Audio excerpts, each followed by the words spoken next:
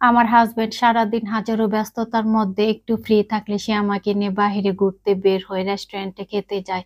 এটা আমার জন্য অনেক বড় একটা পাওয়া। দেখা যায় কি সারাদিন সেও তার কাজকর্ম নিয়ে ব্যস্ত থাকে আর আমিও আমার সংসার নিয়ে খুব ব্যস্ত থাকি। সন্ধ্যার পর সে সবসময় ফ্রি থাকে না, তবে মাঝে মধ্যে ফ্রি থাকে। কিন্তু আমি সন্ধ্যার সময় সবসময় ফ্রি থাকি। দেখা যায় যে সে ফ্রি থাকলে আমাকে নিয়ে ঘুরতে বের হয়। আবার অনেক সময় দেখা যায় যে সে যদি ফ্রি নাও থাকে তারপরে চেষ্টা করে আমাকে নিয়ে বের হওয়ার জন্য।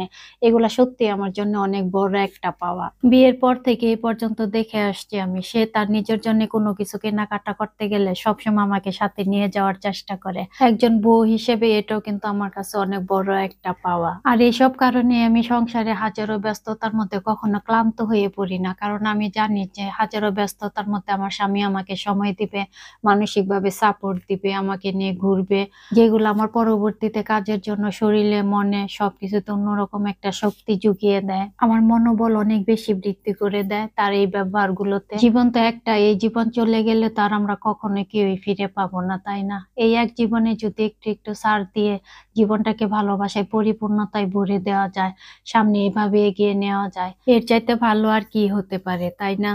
আমি ছোট বাচ্চা না, তারপরেও সে আমাকে বাহিরে নিয়ে গেলে চকলেট কিনে দিবে, ফুল কিনে দিবে, কেক কিনে দিবে।